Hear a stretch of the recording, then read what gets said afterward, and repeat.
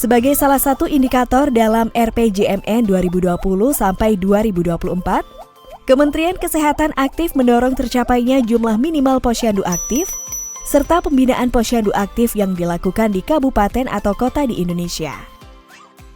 Posyandu aktif memiliki 3 kriteria, yakni melakukan kegiatan rutin posyandu untuk semua sasaran 1 kali setiap bulan, memberikan pelayanan kesehatan minimal untuk salah satu kelompok sasaran, serta memiliki sedikitnya 5 orang kader.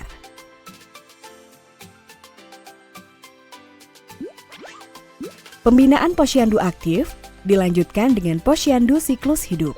Pelayanan bidang kesehatan dilaksanakan bagi ibu hamil, ibu menyusui, bayi, balita, anak prasekolah, anak usia sekolah, remaja, dewasa, hingga lansia. Kader melaksanakan peran-peran khusus dalam melaksanakan posyandu siklus hidup dengan mengacu pedoman Kementerian Kesehatan, antara lain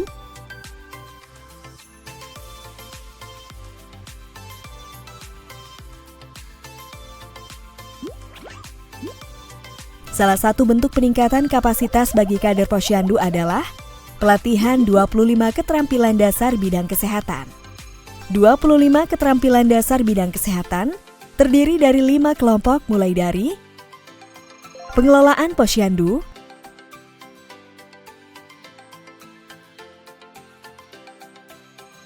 layanan dasar bagi ibu hamil dan ibu menyusui,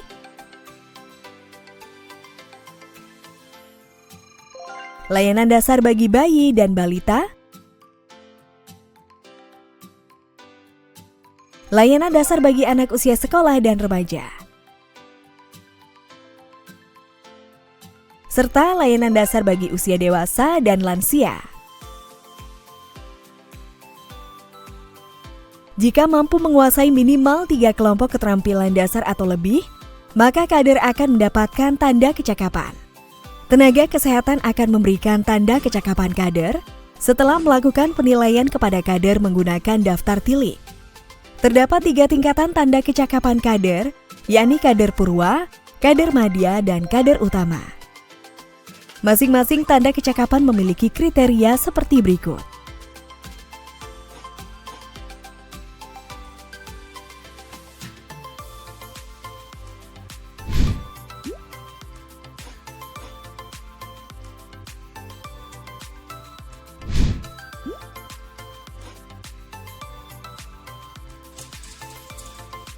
Setiap kader yang sudah mencapai minimal tingkatan kader purwa diikutsertakan dalam lomba kader berprestasi, dengan syarat lainnya adalah bertugas di posyandu aktif dan sudah mengabdi minimal selama 3 tahun.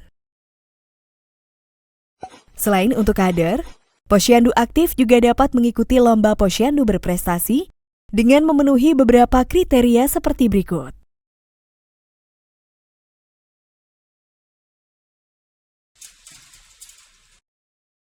Tim penilai apresiasi kader dan posyandu berprestasi dilaksanakan berdasarkan tingkatannya, mulai dari tingkat kecamatan, kabupaten atau kota, provinsi, hingga pusat. Secara berjenjang, kader dan posyandu berprestasi akan diikutsertakan pada jambore kader tingkat kabupaten atau kota, tingkat provinsi, dan tingkat pusat yang diselenggarakan pada trimester akhir setiap tahunnya. Pada acara jambore kader, pemenang untuk juara pertama, kedua, ketiga, dan seterusnya, baik itu kader berprestasi atau posyandu berprestasi, akan mendapatkan pin apresiasi dan plakat serta hadiah lainnya. Untuk mengkampanyekan segala bentuk pelayanan di posyandu, maka dilaksanakan Bulan Peduli Posyandu dengan tujuan utama meningkatkan kunjungan masyarakat datang ke posyandu. Seluruh kegiatan yang diinisiasi untuk kader posyandu merupakan upaya Kementerian Kesehatan dengan kementerian terkait dalam transformasi pelayanan primer di Indonesia. Mari tingkatkan keterampilan kader posyandu untuk Indonesia yang lebih baik. Mari tingkatkan keterampilan kader posyandu.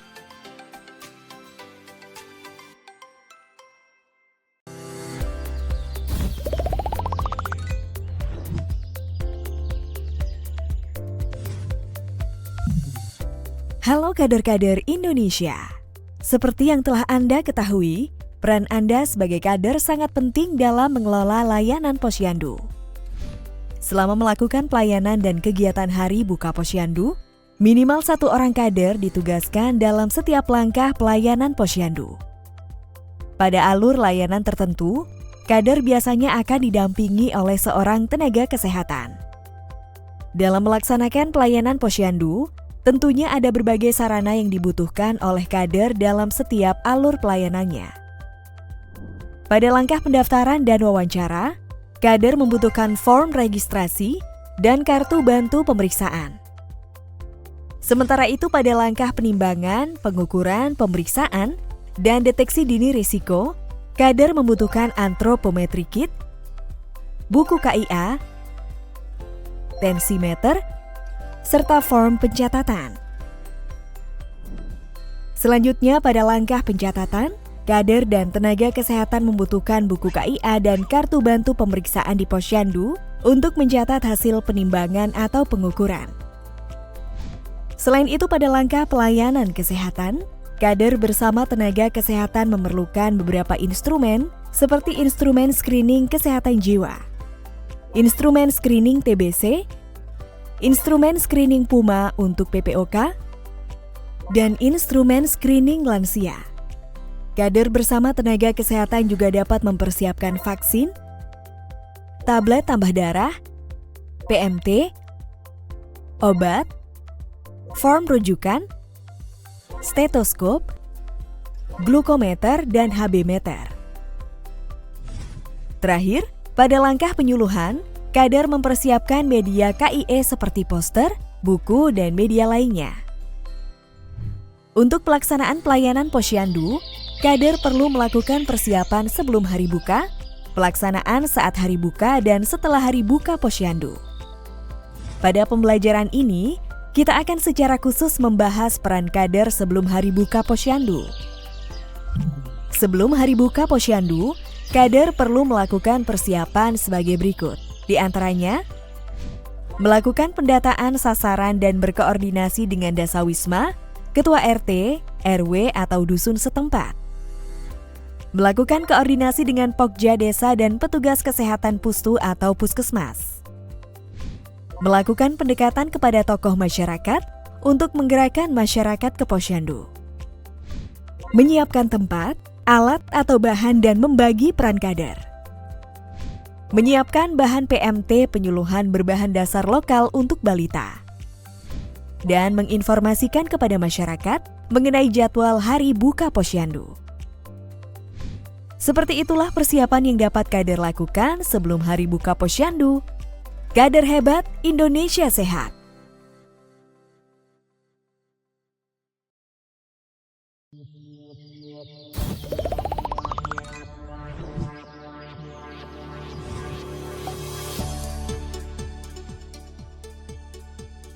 Halo kader-kader Indonesia. Pada video ini kita akan mempelajari apa saja paket layanan Posyandu untuk seluruh siklus hidup. Penasaran? Mari kita simak penjelasannya. Pada langkah pertama, kader melakukan pendaftaran sesuai dengan kategori sasaran. Gunakan instrumen kartu bantu Posyandu sesuai dengan kategori sasaran atau aplikasi elektronik yang berlaku dan buku KIA untuk sasaran ibu hamil, ibu menyusui, serta bayi dan balita. Langkah kedua, kader melakukan penimbangan berat badan dan pengukuran seperti pengukuran panjang atau tinggi badan, lingkar lengan atas, lingkar kepala, lingkar perut, dan tekanan darah. Pengukuran dilakukan sesuai dengan kategori sasaran seperti berikut.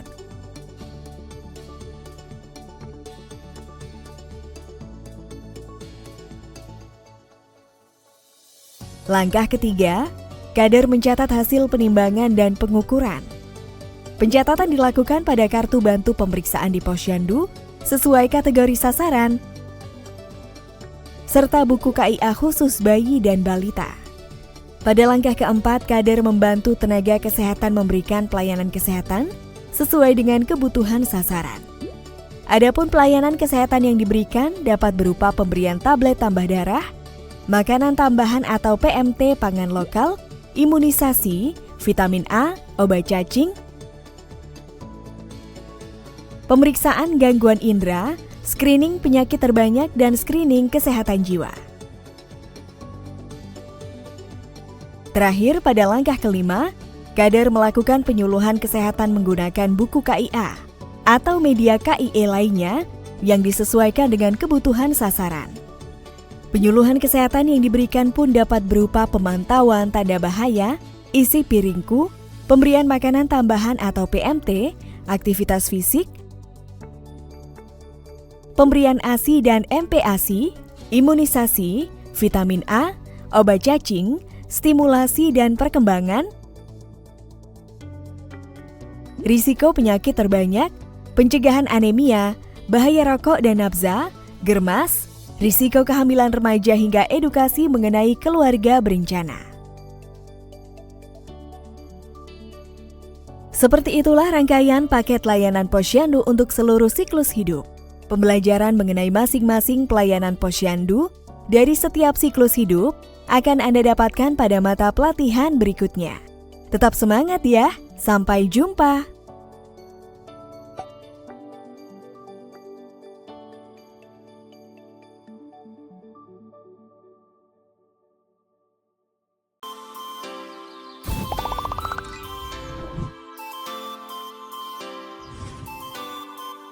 Halo kader Indonesia, Anda pastinya sudah tidak asing lagi bukan dengan kegiatan kunjungan rumah? Apakah ada pengalaman atau cerita menarik yang ingin kalian bagikan mengenai kegiatan kunjungan rumah? Kunjungan rumah sendiri merupakan kegiatan memantau kesehatan masyarakat yang dilakukan oleh kader dengan mendatangi rumah warga di wilayah kerja Posyandu. Pelaksanaan kunjungan rumah ini merupakan salah satu kegiatan kader Posyandu setelah Hari Buka Posyandu.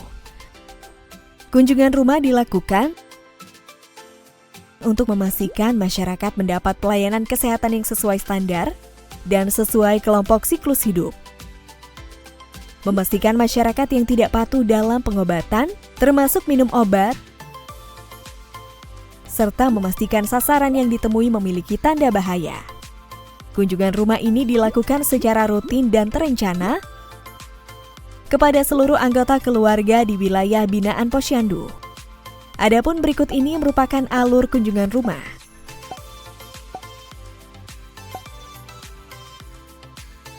Kunjungan rumah dilakukan jika data hasil evaluasi pencatatan dan pelaporan wilayah setempat atau PWS menunjukkan adanya sasaran yang memerlukan pemantauan lanjutan. Jika masih ada sasaran yang memerlukan pemantauan lanjutan, sebagai kader, Anda perlu melakukan kunjungan rutin atau khusus, tergantung pada kebutuhan dan tingkat kepentingan sasaran yang memerlukan pemantauan. Anda dapat menggunakan bantuan sarana dari aparat pemerintah setempat untuk mendukung pelaksanaan kunjungan rumah. Selanjutnya, Anda perlu melakukan tindak lanjut berupa edukasi atau penyuluhan dan pemantauan yang disesuaikan dengan kondisi sasaran. Mari terus berikan dukungan maksimal bagi sasaran yang masih memerlukan pemantauan lanjutan. Kader hebat, Indonesia sehat.